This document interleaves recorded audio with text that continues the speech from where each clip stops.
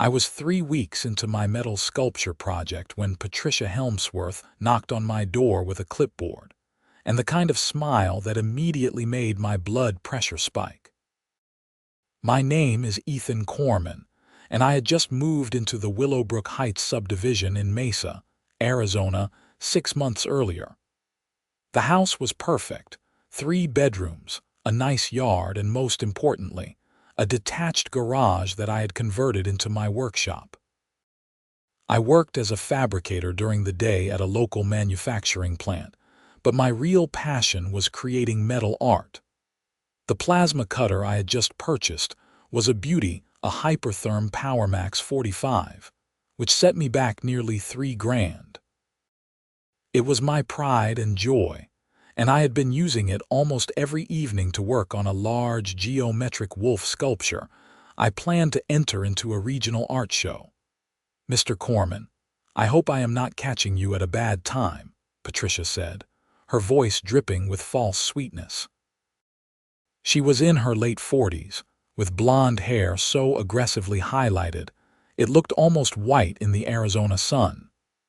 She wore a pantsuit despite the 90-degree weather, and had the kind of posture that suggested she had a stick permanently lodged somewhere uncomfortable. "Just finishing up some work," I said, wiping metal dust off my hands with a rag. "What can I do for you?" "I am here representing the Willowbrook Heights Homeowners Association," she announced, as if I did not already know who she was. Everyone in the neighborhood knew Patricia. She had introduced herself to me the day I moved in, handed me a binder 3 inches thick filled with HOA regulations, and told me she looked forward to my compliance and cooperation.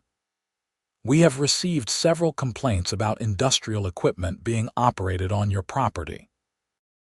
I blinked at her. "Industrial equipment?" "Yes, specifically a plasma cutting device." She consulted her clipboard with the gravity of someone reading a criminal indictment. "According to our records, you have been operating this device after 6 p.m. on multiple occasions, and residents have expressed concern about the noise, the potential fire hazard, and the general unsightliness of industrial operations in a residential neighborhood." "It is a plasma cutter," I said slowly, trying to keep my tone neutral. "I use it for art projects. It is not that loud, definitely quieter than a lawn mower, and I am careful with all safety protocols." Patricia's smile tightened. "Be that as it may, Section 7.3 B of the HOA guidelines clearly states that no industrial equipment may be operated on residential property without prior written approval from the board.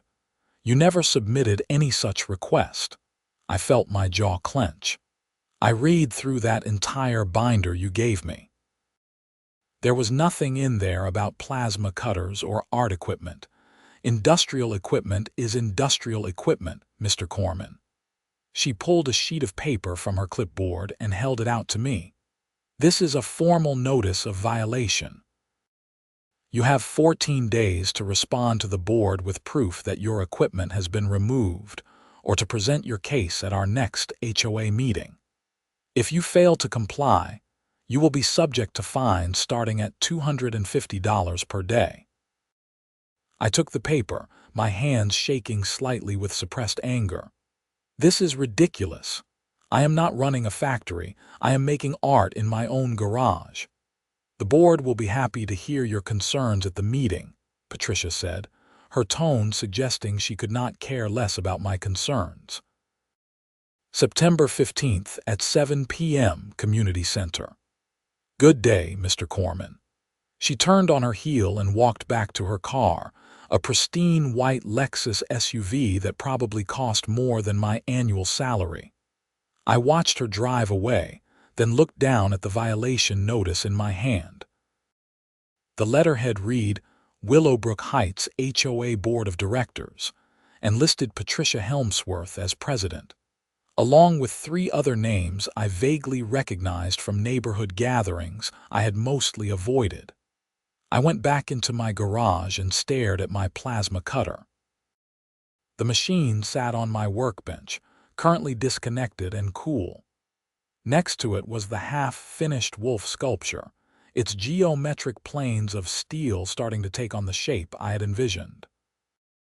I had already invested probably 60 hours into the project, not to mention several $100s in materials.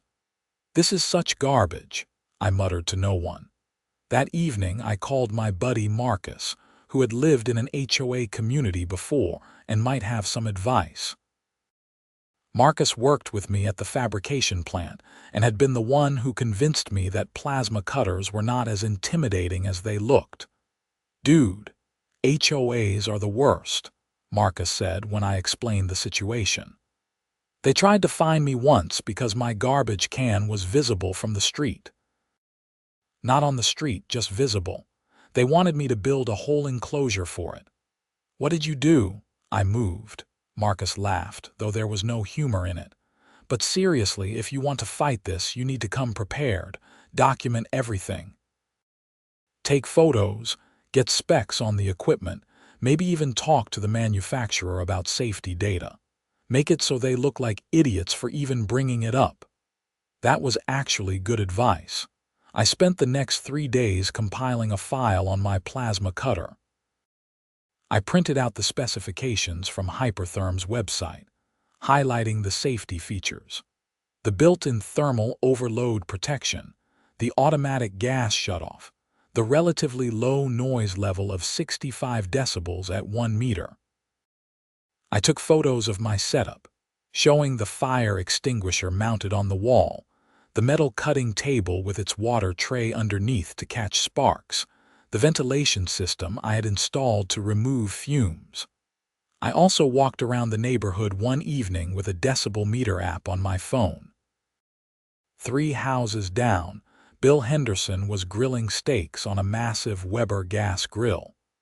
The thing was roaring like a jet engine, and my phone registered 82 decibels from the sidewalk. 2 streets over, someone was using a chainsaw to trim trees. 98 decibels. But it was the discovery on Maple Court that really made me smile. There, in Patricia Helmsworth's own backyard, visible over her fence, was an enormous stainless steel gas grill with not 1, not 2, but 3 propane tanks connected to it.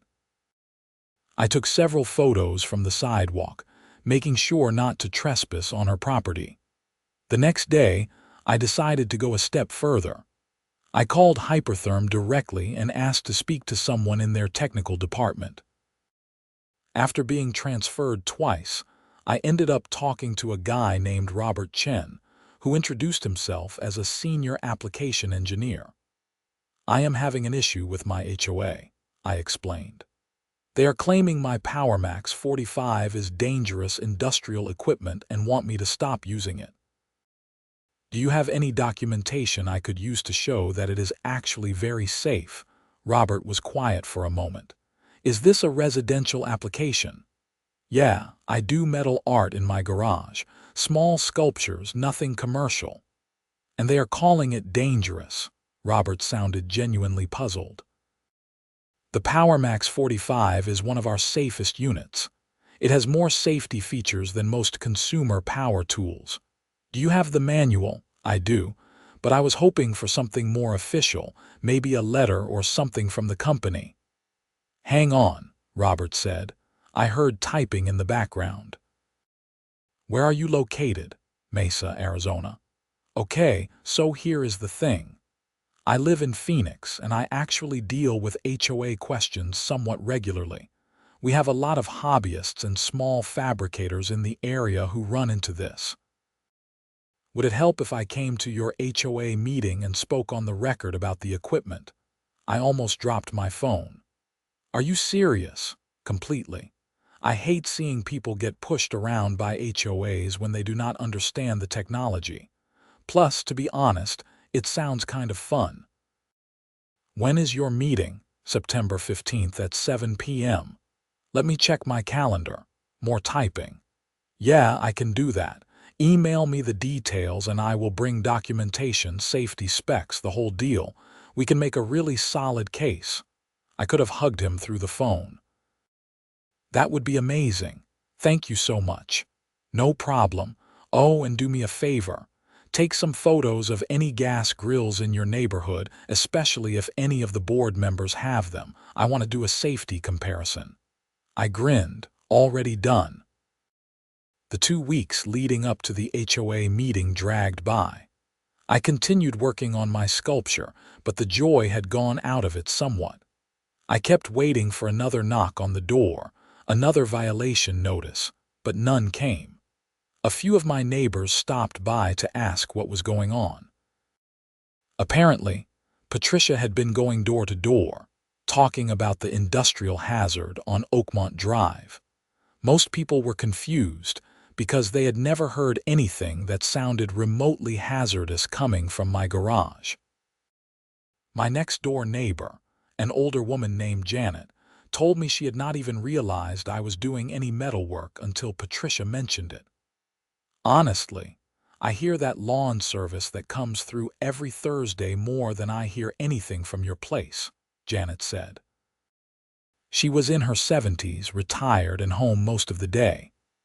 Patricia is just on a power trip. She tried to tell me my rose bushes were the wrong color last year. The wrong color. They are roses. That made me feel a bit better, but I was still nervous. I had never been to an HOA meeting before and did not know what to expect. Robert and I exchanged several emails, and he seemed genuinely excited about the presentation he was putting together. I am going to make this so technical they will not know what hit them, he wrote in one email. And then, I am going to explain it in terms so simple they will realize how dumb they sound for targeting you. September 15th arrived. I put on a button-down shirt and khakis, figuring I should look somewhat professional. I printed out copies of all my documentation and put everything in a folder. Robert had texted me earlier saying he would meet me at the community center at 6:45 so we could talk strategy before the meeting started. The Willowbrook Heights Community Center was a bland stucco building at the front of the subdivision, with a meeting room that could probably hold about 50 people. When I arrived at 6:40, there were already a dozen cars in the parking lot. I recognized Patricia's white Lexus immediately. Robert pulled up a few minutes later in a Toyota Tacoma with Hypertherm logos on the side. He was in his mid-30s, Asian American, wearing slacks and a polo shirt with the company logo on it. He carried a laptop bag and a large plastic case that I assumed held documentation or maybe even equipment samples. "Ethan," he called as he got out. "That's me." We shook hands. "I really appreciate you doing this. Are you kidding? This is the most interesting thing I have done in weeks." He grinned. "Okay, so I looked over everything you sent me.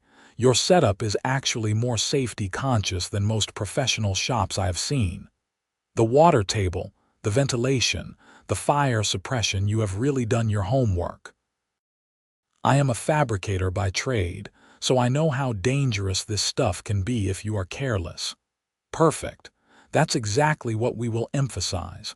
Let me show you what I brought." We went over to his truck and he opened the case. Inside was a large binder filled with technical specifications, safety certifications, and comparison charts.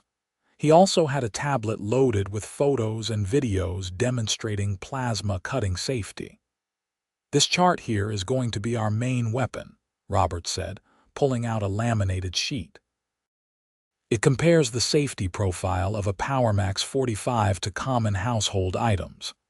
Gas grills, propane heaters, power tools, you name it.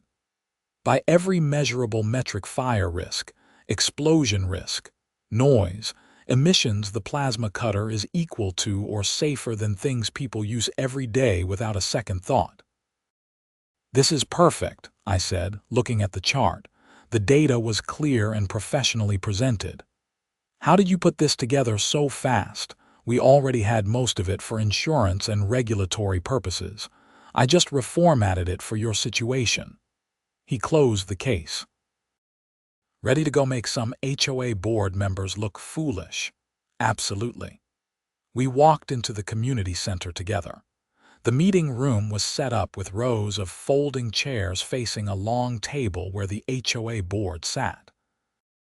Patricia was already in her seat at the center of the table, flanked by 3 other board members. A balding man in his 60s who I recognized as Gerald Finch, a woman in her 50s with short gray hair named Donna Martinez, and a younger guy, maybe late 30s, named Kevin Pritchard, who always wore too much cologne.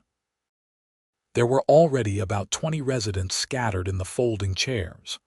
I recognized most of them by sight, though I did not know many names. Janet was there, sitting in the 3rd row and giving me an encouraging smile when she saw me. Patricia looked up as Robert and I entered, and I saw her eyes narrow slightly when she noticed his company polo and the case he was carrying. She leaned over and whispered something to Gerald, who also looked our way. Robert and I took seats in the front row. He set his case down carefully and pulled out his laptop, setting it on his knees like this was just another day at the office. At exactly 7 p.m., Patricia banged a gavel on the table. I had not even known HOAs used gavels. It seemed overly dramatic. This meeting of the Willowbrook Heights Homeowners Association is now called to order, Patricia announced in a formal tone that probably made her feel very important. We will begin with standard business, followed by new business, and then address ongoing violations. Please hold all comments until the appropriate time. The standard business was mind-numbingly boring. They discussed the landscaping contract for the common areas, debated whether to repaint the community center, and spent 15 minutes arguing about whether the neighborhood pool should close at 8 or 9 p.m. after Labor Day. I watched the clock, feeling my anxiety build. Finally, after nearly 45 minutes, Patricia said, "We will now move on to violations and compliance issues. First on our list is the matter of industrial equipment at 3487 Oakmont Drive, the residence of Mr. Ethan Korman." That was my cue. I stood up, folder in hand. "I am here to address that." Patricia looked annoyed that I had spoken before she finished. "Yes, Mr. Korman, you will have an opportunity to speak. Please sit down until I call on you." I sat back down, feeling my face flush. Robert gave me a subtle nod as if to say, "Stay calm." Patricia continued. "Mr. Korman has been operating what he describes as a plasma cutting device in his garage. This is a clear violation of Section 7.3b of our community guidelines, which prohibits industrial equipment in residential areas. The board has received multiple complaints about noise and safety concerns. Mr. Korman was issued a formal violation notice on September 1st and given the opportunity to remove the equipment or present his case to the board. Mr. Korman, you may now address the board." I stood again, my mouth dry. Public speaking had never been my strong suit. "Thank you. I appreciate the opportunity to address this. I have been using a plasma cutter to create metal sculptures. It is a hobby that I am very passionate about, and I have taken extensive safety precautions." "Mr. Korman," Patricia interrupted, "the issue is not your precautions. The issue is that you are operating industrial equipment in a residential neighborhood. This community has standards and guidelines for a reason." "I understand that," I said, trying to keep my voice level. "But I do not believe a plasma cutter should be classified as industrial equipment in this context. It is a tool, like a table saw or a welding machine." "Welding machines are also not permitted," Gerald chimed in, reading from a paper in front of him. "Section 7.3b explicitly lists welding as a prohibited activity."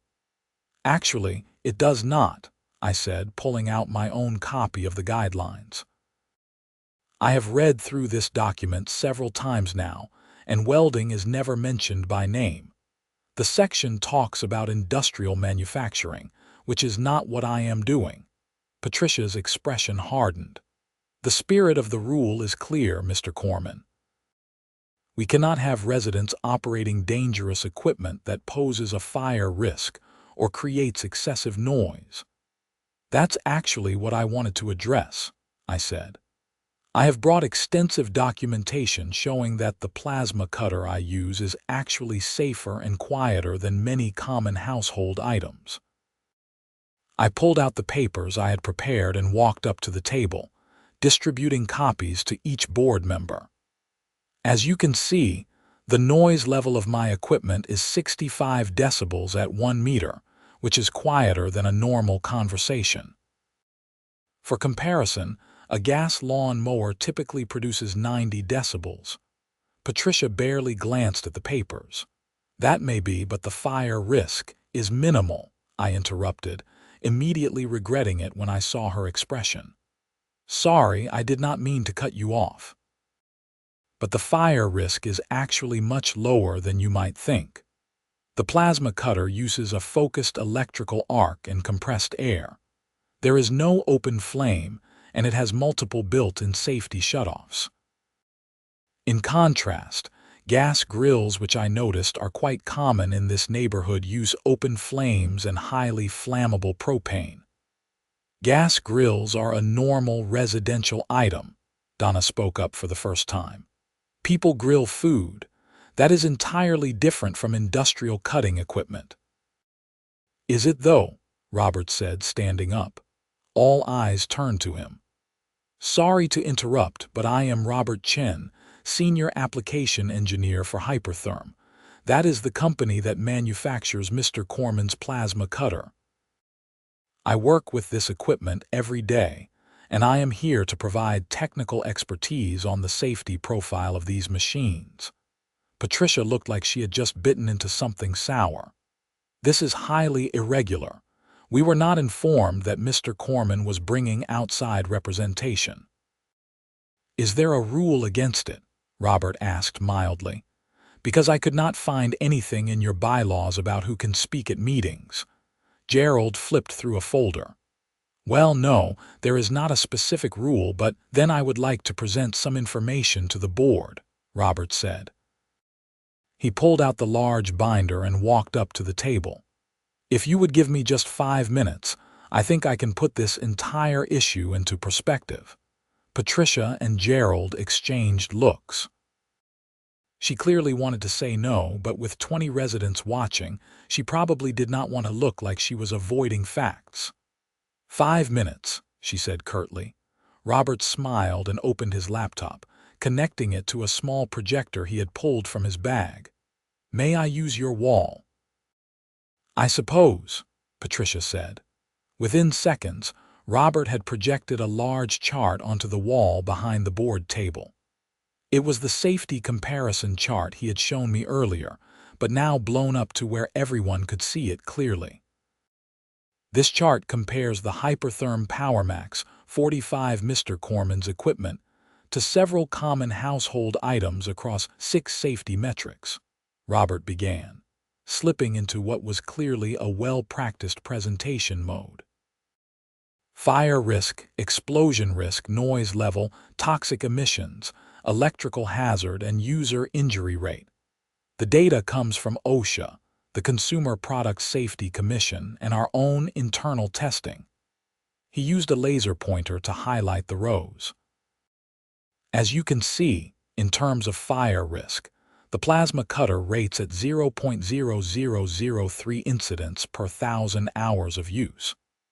Gas grills, by comparison, rate at 0.012 incidents per 1,000 hours, 40 times higher. For explosion risk, the plasma cutter has effectively zero risk because there are no flammable gases involved in the cutting process. Gas grills, propane heaters, and even gas water heaters all carry measurable explosion risk. I watched the board members' faces as Robert went through each metric. Gerald was actually reading the information, his eyebrows raised. Donna looked confused but attentive. Kevin was texting on his phone under the table, clearly not paying attention. Patricia's expression was stony. Noise level we have already discussed. 65 decibels versus 90 for a lawn mower or 85 for a typical gas grill, Robert continued. Toxic emissions are minimal because modern plasma cutters use clean compressed air, and the process is done in a well-ventilated space. Mr. Korman has actually installed a professional ventilation system that exceeds OSHA requirements for occupational settings. This is all very technical, Patricia said, an edge to her voice, but the bottom line is that our residents have expressed concern. May I ask who these residents are? I interjected. Because I have lived here for 6 months and gotten along well with my neighbors, I would like to know who is complaining so I can address their concerns directly. Resident complaints are kept confidential, Patricia said quickly. Is that in the bylaws? Robert asked. Because normally, in a dispute like this, the accused has the right to face their accuser. This is not a court of law, Patricia snapped. It is a homeowners association meeting. Then let me finish my presentation, Robert said calmly. He clicked to the next slide, which showed photos of Patricia's backyard grill. I saw her stiffen. This is a standard residential gas grill, photographed from a public sidewalk. Based on the model, it uses 3 20-pound propane tanks, giving it a total of 60 pounds of highly flammable compressed gas. If all 3 tanks were to fail simultaneously, the explosive force would be equivalent to approximately 40 sticks of dynamite. The room went silent. Someone in the back gasped. Now, I want to be clear that is an extremely unlikely scenario, Robert continued.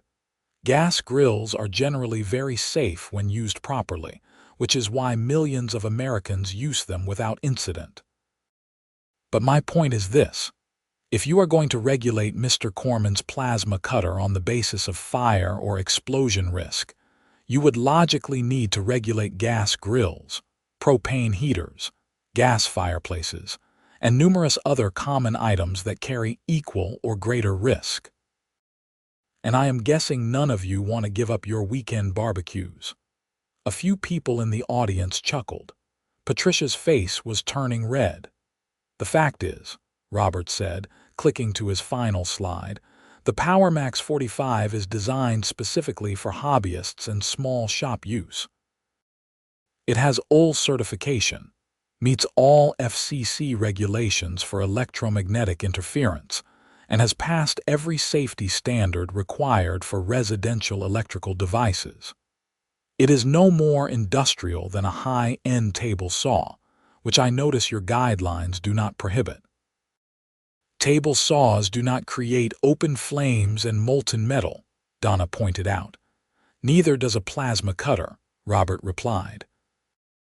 The plasma arc operates at extremely high temperatures, yes, but the cutting area is very small, about 1/8 of an inch in diameter, and Mr. Korman uses a water table that immediately quenches any sparks or molten droplets.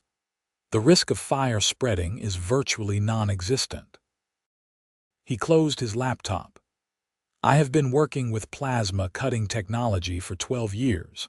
I have consulted on safety protocols for commercial shipyards, automotive manufacturers, and aerospace companies. I can state with absolute professional confidence that Mr. Korman's setup is safe, compliant with all relevant codes, and poses no unusual risk to his neighbors. If anything, his attention to safety exceeds what I see in many professional environments. He sat down. The room was quiet for a moment.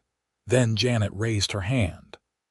I live right next door to Ethan, and I had no idea he was even using this equipment until Patricia came around asking about it.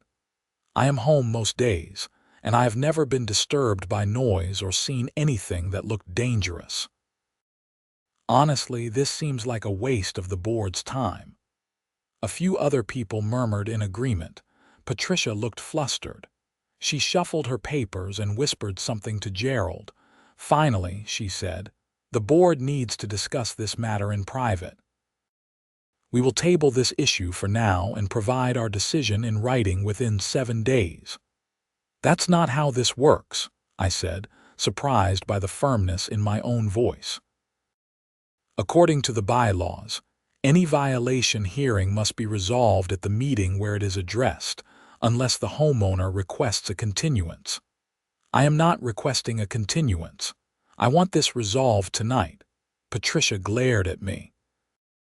"Young man, you do not dictate procedure to this board. He is actually correct," Gerald said, reading from the bylaws document. Section 12.4 states that violation hearings should be resolved at the meeting unless continued by mutual agreement or homeowner request. "This is ridiculous," Patricia said. "Fine. The board will take a 5-minute recess to discuss." The 4 board members huddled at the table, speaking in low voices. I could not hear what they were saying, but I could see the tension in Patricia's body language. Gerald seemed to be arguing with her about something.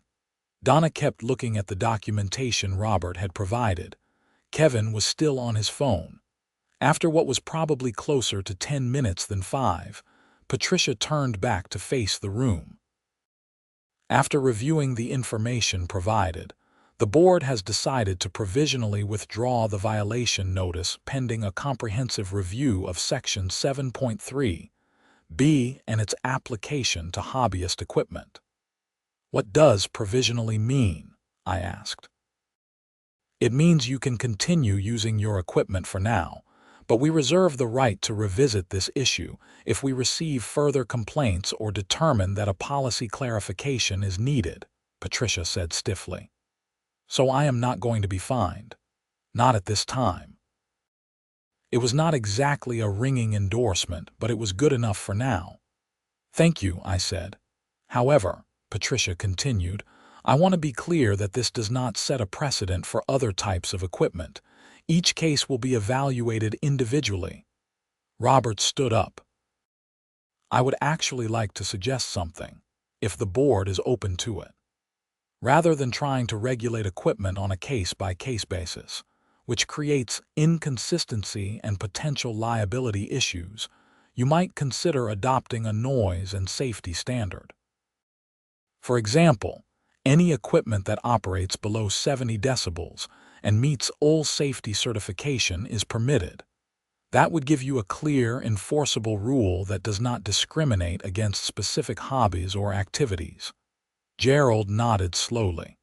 "That's actually not a bad idea. It would be a lot clearer than what we have now." "We will take it under advisement," Patricia said coldly. "Is there any other business to come before the board?" Nobody raised their hand. People were already starting to gather their things. "Then this meeting is adjourned." Patricia banged her gavel with more force than was strictly necessary. As people filed out, several neighbors came up to me to offer congratulations or express support. Janet patted my arm and told me she was glad I had stood up to Patricia. A couple of other people mentioned they had hobbies they were worried the HOA might target. Next, one guy built custom furniture with power tools. Another did automotive work in his garage. Robert and I walked out to the parking lot together. The night air was still warm, typical for September in Arizona. "That went better than I expected," Robert said. "I thought she might try to strong-arm you anyway." "I think Gerald kept her in check," I replied. "He seemed more interested in being reasonable." "The problem is, people like Patricia do not really care about safety or rules. They care about control." Robert opened his truck and started loading his equipment back in. "My bet is she will look for other ways to make your life difficult." "Great," I muttered. "That's encouraging." "Just keep documenting everything," Robert advised. "Take photos, keep records of when you use the equipment, make sure you stay friendly with your neighbors. The more support you have in the community, the harder it is for the HOA to target you. We exchanged contact information, and Robert told me to reach out if I had any other issues. And seriously, send me photos when you finish that wolf sculpture. I want to see how it turns out. I went home feeling cautiously optimistic. The violation had been withdrawn, at least for now, and I had made a good case for my equipment. Maybe this would be the end of it. I should have known better. 3 days later, I got a letter in the mail from the HOA. It was not another violation notice, but rather an assessment for $250 to cover administrative costs associated with special meetings and outside consultation. The letter was vague about what exactly this was for, but the timing was not coincidental. I called Gerald, whose number was listed on the HOA website as the treasurer. "Hi, this is Ethan Korman on Oakmont Drive.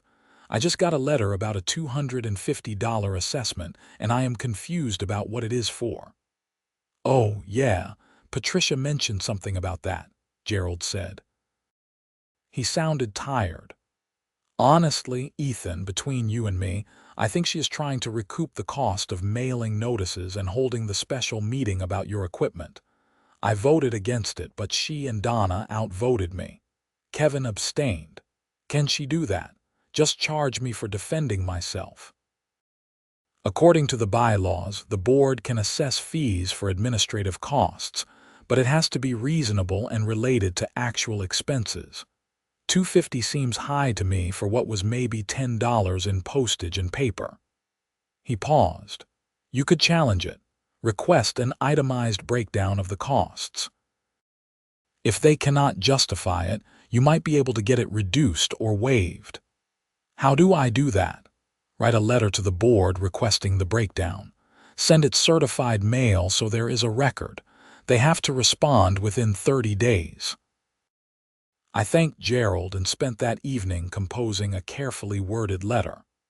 I kept it polite but firm, requesting a detailed itemization of the $250 assessment, and noting that I was prepared to challenge any charges that seemed unreasonable or punitive. I mailed it the next day and waited. 2 weeks passed. I continued working on my wolf sculpture, making good progress now that I did not have the threat of fines hanging over my head. The piece was coming together beautifully, the geometric planes creating an almost crystalline effect when the light hit them right. Then, on a Tuesday evening, I came home from work to find a bright orange sticker on my garage door. It read, "Violation. Garage door left open during non-daylight hours. Section 6.7c. Fine. $100. Contact HOA board immediately." I stared at it in disbelief. My garage door was currently closed. I had closed it that morning before leaving for work, as I always did. I took a photo of the sticker and the closed door with my phone, noting the time, 6:47 p.m. The sun was still up. It would not be fully dark for at least another hour. I walked around my property, looking for anything else that might have triggered a violation notice, but everything looked normal. My trash cans were in the side yard where they were supposed to be. My lawn was mowed. There was no car on the street. This was harassment, plain and simple. I went inside and immediately wrote an email to the HOA board, attaching the photo. I received a violation notice today claiming my garage door was left open during non-daylight hours. As the attached photo shows, my garage door is closed, and it was still daylight when I received the notice. I believe this is a mistake and request that the violation be withdrawn and my record cleared. The next morning, I got a reply from Patricia. "Mr. Korman, the violation was issued based on an observation made earlier in the day. Your garage door was open at 10:15 a.m., which our guidelines consider non-daylight hours for the purpose of this section." I had to read that twice to make sure I understood what she was saying. Non-daylight hours, At 10:15 in the morning, I pulled up the HOA guidelines and found Section 6.7 C. It stated, "Garage doors shall not be left open for extended periods during non-daylight hours. Exceptions may be made for active loading and unloading." There was no definition provided for non-daylight hours or extended periods. I took a screenshot of the section and started another email. "Patricia, I need clarification. Section 6.7 C does not define non-daylight hours. By any reasonable interpretation, 10:15 a.m. is daylight hours.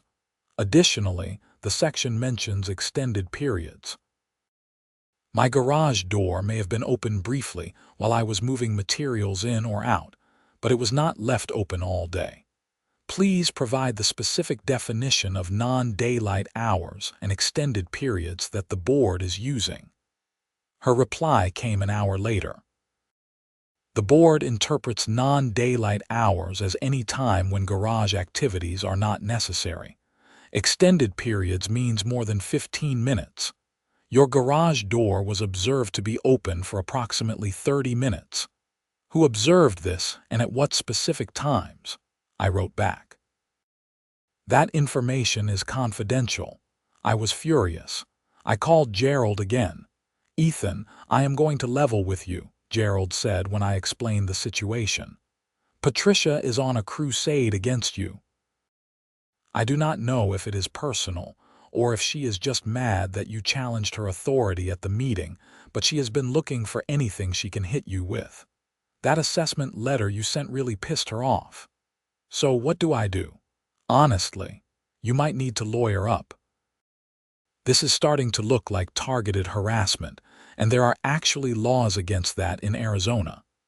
HOAs have broad authority, but they cannot use that authority to single out individual homeowners for punitive treatment." That evening, I called my brother-in-law, who was a lawyer. He did not specialize in HOA law, but he knew enough to point me in the right direction.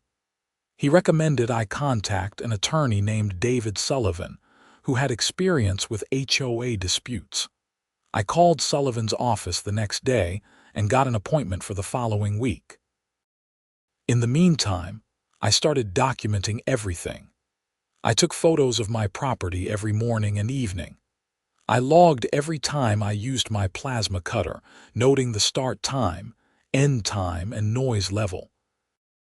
I walked around the neighborhood with my phone camera, documenting all the things I saw that could technically be violations if the HOA wanted to enforce them. Garage doors open, cars parked slightly over the sidewalk, lawn ornaments that probably violated the aesthetic guidelines, satellite dishes mounted on roofs. I did not plan to report any of these things, but I wanted evidence that the HOA was selectively enforcing rules against me. My meeting with David Sullivan was enlightening and depressing in equal measure. He was in his 50s, with gray hair and the kind of weary expression that suggested he had dealt with too many HOA cases. "The problem with HOA law is that associations have a lot of discretion in how they enforce their rules," he explained. "Courts generally defer to HOAs unless there is clear evidence of discrimination, violation of statute, or breach of fiduciary duty." "But she is obviously targeting me," I said, showing him the documentation I had compiled. "I believe you, and this does look like selective enforcement. The question is whether we can prove it to a court's satisfaction." He flipped through my file. "The good news is you have been very thorough with your documentation. The bad news is that litigation is expensive and time-consuming. You could easily spend $10,000 or more fighting this, and there is no guarantee you would win. So what are my options? Well, you can pay the fines and assessments and hope she moves on. You can continue documenting and building a case for harassment. Or you can try to get her removed from the board." He leaned back in his chair. "HOA board members are elected by the homeowners. When is your next election? I have no idea. Find out. If it is coming up soon, you might consider running yourself or supporting someone who would be more reasonable. Sometimes the best way to fix a bad HOA is from the inside. I left his office with a lot to think about. I did not particularly want to serve on an HOA board. It sounded like a nightmare of petty politics and boring meetings. But I also could not keep living under Patricia's thumb. When I got home, I dug out the HOA binder and found the section on elections. Board terms were 2 years, and elections were held in November. That was less than 2 months away. 3 seats would be up for election this year: Gerald's, Donna's, and Kevin's. Patricia's seat was not up until next year. That evening, I sent out an email to the neighborhood listserv. It was risky, but I was tired of being passive. Hi neighbors, this is Ethan Korman on Oakmont Drive. Some of you may have heard about the issues I have been having with the HOA board over my metalworking hobby. I want to be transparent about what has been happening because I think it affects all of us. I laid out the timeline: the initial violation notice, the meeting where I had successfully defended my equipment, the suspicious assessment fee, and now the questionable garage door violation. I kept the tone factual and avoided attacking Patricia directly, though I am sure my frustration came through. My concern is not just about my situation, but about how the HOA enforces rules in general. If they can target one homeowner with vague or inconsistent interpretations of the guidelines, they can target anyone. I am not asking you to take sides, but I do want you to be aware of what is going on. Our HOA election is coming up in November, and I encourage everyone to get involved and vote for board members who will be fair and consistent. I hit send before I could second-guess myself. Within an hour, my inbox was flooded with responses. Some people expressed support. Others thought I was being overdramatic. A few people shared their own negative experiences with Patricia, and the board a woman who had been fined for having the wrong shade of beige on her window shutters. A couple who had been told their vegetable garden was not allowed because it was agricultural use of residential property. One email stood out. It was from a woman named Sarah Nolan who lived 3 streets over. Ethan, I have been wanting to run for the HOA board for the past year, but I honestly did not think anyone would vote for me because I am relatively new to the neighborhood. If you are serious about making changes, I would be willing to run. I have management experience and I am tired of seeing the HOA act like petty tyrants. Let me know if you want to talk strategy. I called Sarah that evening. She was in her late 30s, worked as a project manager for a tech company, and had moved to Willowbrook Heights 2 years earlier. She was sharp, organized, and clearly fed up with the current board. I have seen Patricia in action, and she is toxic, Sarah said bluntly. The HOA should be about maintaining property values and handling common area maintenance, not micromanaging people's hobbies or trying to enforce aesthetic conformity. If I can get on the board, I want to push for clearer rules, less arbitrary enforcement, and more transparency. That all sounds great, I said, but how do we actually make this happen? We need to get people engaged. HOA elections typically have terrible turnout because most people do not care until it affects them personally. Your email was a good start. Now we need to follow up with a campaign: knock on doors, talk to neighbors, maybe organize a candidate forum. Over the next few weeks, Sarah and I became an unlikely political team. She drafted a platform focused on transparency and fair enforcement. I used my documentation to create a presentation showing examples of selective enforcement and arbitrary rule interpretations. We identified 2 other people in the neighborhood who were willing to run: Marcus, my buddy from work who had recently moved into Willowbrook Heights, and a retired accountant named Tom who was fed up with the HOA's financial opacity. We organized a candidate meet and greet at the community center. To my surprise, over 40 people showed up. Patricia and the current board members were there, sitting in the back with their arms crossed and identical expressions of disapproval. Sarah spoke first, laying out her vision for a more transparent and fair HOA. Marcus talked about his experience living under bad HOA governance and why he wanted to help change things. Tom presented an analysis of the HOA's finances, raising some uncomfortable questions about where assessment money was actually going. Then it was my turn. I put up my slide presentation and walked through my experience with the plasma cutter violation and the subsequent harassment. I showed the safety data Robert had provided.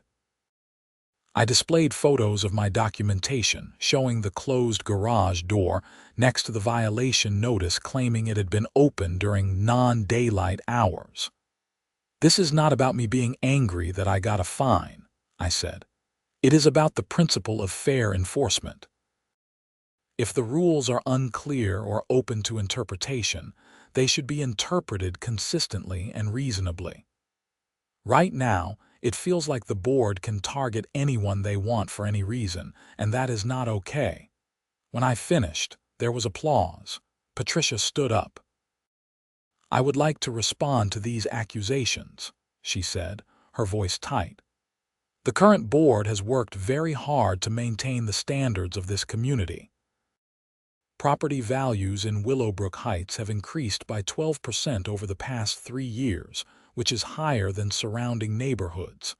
That did not happen by accident. It happened because we enforce our guidelines." "At what cost?" Janet called out from the audience. "I have lived here for 15 years, and I have never seen the board act this aggressively. You are not protecting property values, you are making people miserable. If you do not like how the community is run, you are free to move," Patricia shot back. The room erupted in arguing voices. Sarah had to step in and call for order. The rest of the meeting was contentious but productive. People asked questions, the candidates answered, and by the end of the night, I felt like we had a real shot at changing things. The election was on November 8th. Early voting started 2 weeks before that. Sarah, Marcus, Tom, and I spent that time canvassing the neighborhood, talking to anyone who would listen. We handed out flyers outlining our platforms and highlighting the issues with the current board's governance. Patricia and her allies fought back. They sent out an email warning that the dissident candidates would lower property values by allowing the neighborhood to become unregulated. They claimed that my metalworking hobby was just the first step toward Willowbrook Heights becoming an industrial zone. It was absurd, but some people bought into it. The day of the election, I stood outside the community center with Sarah, handing out last-minute literature and encouraging people to vote. Turnout was much higher than usual. Over 60% of homeowners voted, compared to the typical 20 or 30%. We would not know the results until the votes were counted that evening. I went home and tried to distract myself by working on my wolf sculpture, but I could not focus. Finally, at 8 p.m., Sarah called. "We won," she said, and I could hear the smile in her voice. "All 3 of us. Sarah, Marcus, and Tom are in. Gerald kept his seat too. He was running unopposed, and I think people actually like him. Donna and Kevin are out." "What about Patricia?" I asked. "Her seat was not up for election this year, remember? She is still on the board." My elation deflated slightly. "So we still have to deal with her." "Yeah, but now she is in the minority. The 5 of us can outvote her on everything. She is effectively powerless." That was something, at least. The first meeting of the new board was in late November. I attended as an observer, curious to see how the power dynamics would play out. Patricia was visibly angry, her usual fake smile replaced with a tight-lipped scowl. Sarah was elected as the new board president, which meant Patricia was no longer running the meetings. One of the first items on the agenda was revisiting Section 7.3b and adopting clearer standards for equipment use. Sarah proposed the noise and safety certification standard that Robert had suggested. The motion passed 4-1, with Patricia casting the only no vote. Next, Tom moved to rescind the $250 assessment against me, noting that the board had never provided the itemized breakdown I had requested. That motion passed 4-1 as well. Finally, Sarah brought up the garage door violation. I have reviewed the documentation provided by Mr. Korman, and I do not believe this violation was justified. The section in question uses vague language that allowed for arbitrary enforcement. I move that we rescind this violation, remove it from Mr. Korman's record, and clarify the language in Section 6.7c to prevent future confusion. Second, Gerald said. Patricia spoke up. This is a mistake. If we start rescinding violations just because homeowners complain, we will have no authority to enforce any rules. We are not rescinding it because he complained, Sarah replied. We are rescinding it because it was not a valid violation under any reasonable interpretation of the rules. Non-daylight hours at 10:15 in the morning. Come on, Patricia. The motion passed 4-1. I felt a weight lift off my shoulders. It was over. I had won, except it was not quite over. 2 weeks later, I was working in my garage when I heard sirens. I looked out to see a fire truck and 2 police cars pulling into Patricia's driveway. My heart jumped. Had something happened to her? I walked over, joining a small crowd of neighbors who had gathered. Smoke was coming from Patricia's backyard. Firefighters were already running toward the back with extinguishers. I found out later what had happened. Patricia had been grilling on her massive 3-tank propane grill when one of the regulators failed. Gas leaked out and ignited, causing a small explosion that knocked Patricia backward and set her deck on fire. The fire department got it under control quickly, and Patricia was not seriously injured, some singed hair and minor burns on her arm, but the deck was badly damaged. I did not feel good about it exactly. I did not want anyone to get hurt, but the irony was impossible to ignore. The woman who had tried to ban my plasma cutter as a fire hazard had nearly blown herself up with a gas grill. A few days after the incident, Gerald called me. I thought you would want to know Patricia resigned from the board.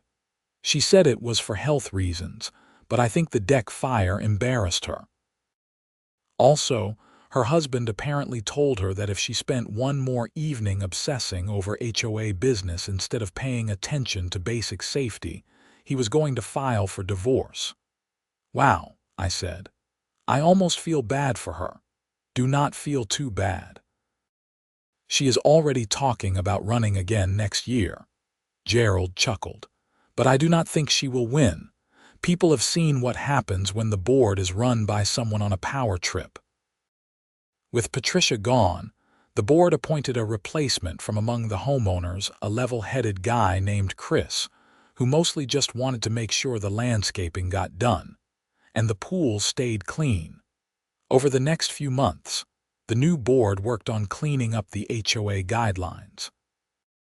We clarified vague language, removed outdated rules that no one followed anyway, and established a clear process for handling violations that included proper notice and the right to appeal. Sarah pushed through a transparency initiative that required the board to publish detailed financial reports and meeting minutes. I finished my wolf sculpture in January and entered it into the Phoenix Regional Art Show. It took second place in the metalwork category and sold for $1,800. The buyer was a gallery owner who asked if I did commission work. I used part of the money to upgrade my workshop and part to take Robert out for a very nice dinner as a thank you. He told me the story of my HOA battle had become legendary at Hypertherm. They were using it as a case study in their customer service training about going above and beyond. The neighborhood settled into a calmer rhythm. Without Patricia's constant scrutiny, people felt freer to enjoy their homes. The guy who built custom furniture started taking commissions. The woman with the vegetable garden expanded it. Someone bought a boat and parked it in their driveway, which would have given Patricia an aneurysm, but which no one else cared about. I continued making metal sculptures, taking on a few commissions and entering shows when I had pieces I was proud of. My garage became something of a neighborhood attraction. People would stop by to see what I was working on, and I gave a few informal workshops on basic metalworking. One evening in March, I was outside testing the fit of some pieces for a new sculpture when a car pulled up. A woman got out, looking around uncertainly. "Are you Ethan Korman?" she asked. "That is me. I am Jennifer Wells. I live over in Oak Creek Estates, the neighborhood east of here. I heard about your situation with your HOA and the plasma cutter." "Good news travels fast," I said. "Well, I am on our HOA board and we are trying to update our rules to be clearer and more reasonable. I was hoping I could talk to you about what your board did and maybe get some advice." I smiled. "Sure, come on in. Let me show you what we worked out." Over the next hour, I walked Jennifer through the process of reforming our HOA guidelines. I gave her copies of the revised sections and Sarah's contact information. She left with a folder full of materials and what looked like renewed hope. "Maybe we can fix our board before it gets as bad as yours did," she said. "Good luck," I told her. "And if you ever need someone to come talk about plasma cutter safety, I know a guy." She laughed. After she left, I went back to my sculpture. The evening was cool, perfect for working outside. I could hear kids playing basketball a few houses down, someone mowing their lawn, the general sounds of a neighborhood going about its business. This was what an HOA should be, I thought. Not a tool for petty tyrants to enforce conformity, but a framework that let people live their lives while maintaining the shared spaces and basic standards that made a community functional. I fired up the plasma cutter, adjusted my safety gear, and got to work. The bright blue arc lit up my garage, and I lost myself in the rhythm of cutting and shaping metal into art. Nobody complained about the noise. 3 months after Patricia resigned, she listed her house for sale. I heard through the neighborhood grapevine that she and her husband were moving to a condo in Scottsdale, someplace without an HOA, ironically. The day the moving truck came, I was outside working on my lawn. Patricia walked over, looking older somehow, less put together than I remembered. "I wanted to apologize," she said stiffly. "I was too aggressive with you about the plasma cutter situation. It was not personal. I just wanted what was best for the neighborhood." I could have said a lot of things. I could have pointed out that her idea of what was best involved harassing me for doing nothing wrong. I could have mentioned the irony of her deck fire. But looking at her face, I realized she already knew all that. "I appreciate you saying that," I said instead. "I hope your new place works out well." She nodded and walked back to her house. That was the last conversation we ever had. Life in Willowbrook Heights continued. The HOA still had its share of minor drama. People always found something to argue about, but it was nothing like the targeted harassment I had experienced. Sarah served 2 terms as board president before stepping down to focus on her career. Marcus took over after her and proved to be level-headed and practical. I stayed in the neighborhood, continued making art, and never received another violation notice. My workshop became something of a fixture, the place where the guy made cool metal sculptures and was happy to help neighbors with welding repairs or fabrication projects. 5 years after the plasma cutter incident, I was working on a commission for a corporate office in downtown Phoenix when a college kid knocked on my garage door. He introduced himself as Tyler, said he lived with his parents 3 streets over, and was interested in learning metalworking. "I heard you do classes sometimes," he asked hopefully. I did not, actually, but looking at his eager face reminded me of myself at that age, wanting to learn but not knowing where to start. "I do not do formal classes," I said. "But if you want to come by on Saturday mornings, I can teach you the basics. Safety gear is mandatory, and you will have to sign a waiver." Tyler showed up that Saturday with a notebook and more enthusiasm than skill. Over the next few months, I taught him plasma cutting, TIG welding, and basic fabrication. He was a quick learner and genuinely passionate about the craft. "Why are you doing this?" he asked me one day. "Teaching me for free, I mean," I thought about it, "because someone has to pass this stuff on. And because I remember what it is like to want to create something but not have anyone to show you how." Tyler ended up studying mechanical engineering and got an internship at a custom fabrication shop. He still stops by sometimes to show me projects he is working on or to ask advice on tricky welds. That is what a community should be, I think. Not a place where people police each other's hobbies and enforce arbitrary rules, but a place where people help each other, share knowledge, and build something worthwhile together. My plasma cutter still sits in my garage, used regularly and well maintained.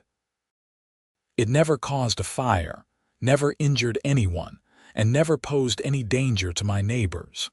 It is just a tool, like thousands of other tools in thousands of other garages across America.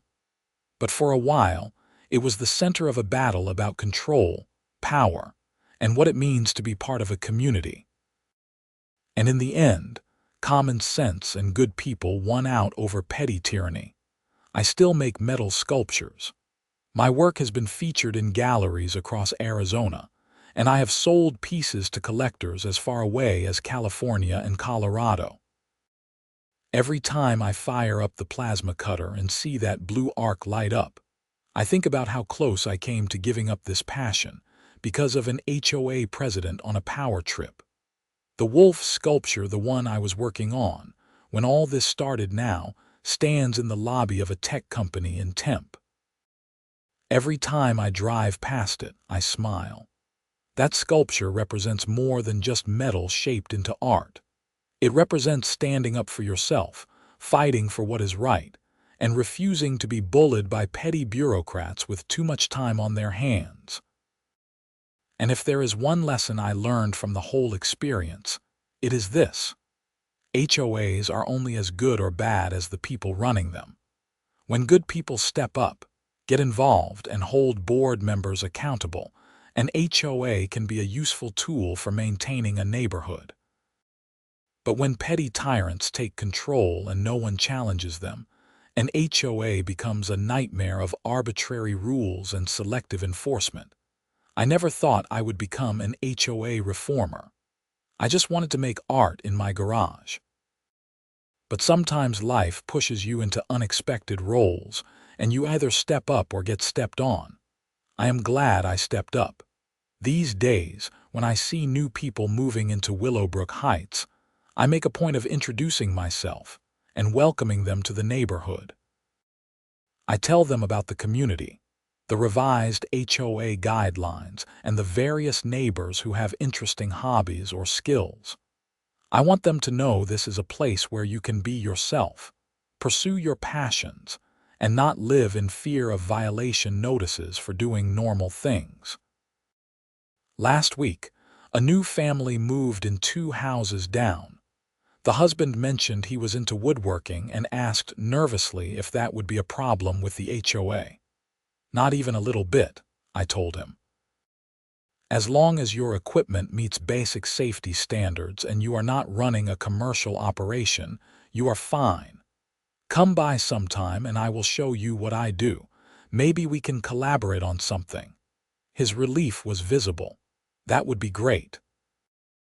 I was worried after some of the HOA horror stories I have heard.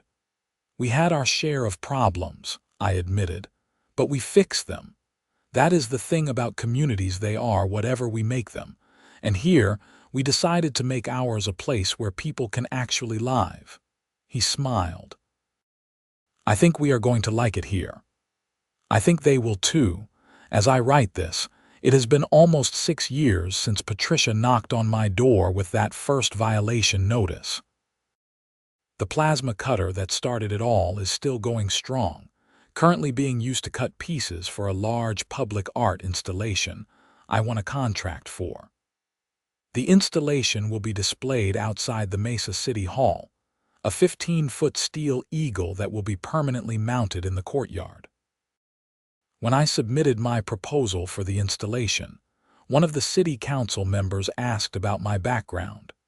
I told her the story, the HOA battle, the safety presentation, the eventual reform of our neighborhood governance. She laughed. "So you are telling me that being harassed by your HOA led directly to you becoming a professional artist?" "I guess so," I said, "though I would have preferred a less stressful path." "The best stories usually come from struggle," she replied. "And this will be a great story to tell at the installation dedication." She was right. When the Eagle installation was unveiled 3 months ago, I told the assembled crowd about the journey that led to that moment. I talked about the plasma cutter controversy, about Robert Chen coming to defend the equipment, about Sarah and the others stepping up to reform the HOA. I talked about how sometimes the most important battles are not the big dramatic ones you see on the news, but the small personal ones in your own neighborhood.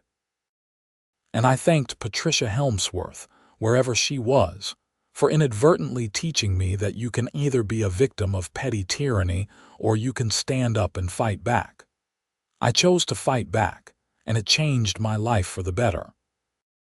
The eagle sculpture stands 12 feet tall, its wings spread wide, made from hundreds of pieces of precisely cut steel. Every cut was made with the plasma cutter that Patricia tried to ban. Every weld was done in the garage workshop she claimed was a fire hazard. It is a monument to the freedom to create, to pursue your passions, and to live your life without fear of arbitrary authority. And it exists because I refused to back down when someone told me my art was not allowed. That is a lesson I carry with me every day. And it is a lesson I will keep passing on to anyone who will listen. Stand up for yourself. Document everything. Find allies. And never let anyone tell you that pursuing your passion is somehow wrong just because it makes them uncomfortable. The plasma cutter sits in my garage right now, ready for the next project. I have got a commission for a series of smaller sculptures for a hotel chain, and a gallery in Santa Fe has expressed interest in showing my work. The hobby that Patricia tried to shut down has become a successful side business, and I could not be happier. Sometimes I wonder what would have happened if I had just given up when I got that first violation notice. What if I had sold the plasma cutter and given up on metalworking? What if I had moved away rather than fighting? I am grateful I will never know the answer to those questions. Because I chose to stand my ground, and in doing so, I discovered strength I did not know I had. I found allies in unexpected places. I learned about HOA law, community organizing, and the power of documentation. I became part of something bigger than myself, a movement to make our neighborhood better. And I created art that brought joy and beauty into the world. That is worth fighting for. That is always worth fighting for. So here is to everyone out there dealing with unreasonable HOAs, petty tyrants, and arbitrary rules. Document everything. Stand your ground. Find your allies. And never, ever give up on the things that make you who you are. My name is Ethan Korman. I live in Willowbrook Heights in Mesa, Arizona, and I am a metal artist. And no HOA will ever change that.